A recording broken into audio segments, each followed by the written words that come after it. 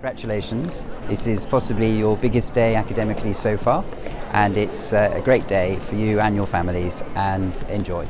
I think to get a degree in the modern age when things are so competitive is frankly an even tougher and more outstanding achievement than possibly in the old days.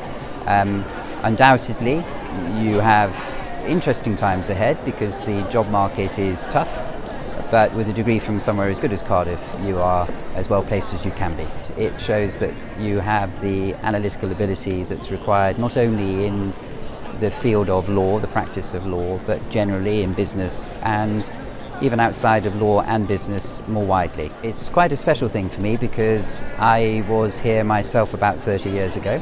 Actually not in this building, it was in one of the old university buildings, and I remember that quite vividly. And it's very nice to be able to come back as a former student of Cardiff and congratulate you all and be here for your special day. So congratulations to the class of 2019.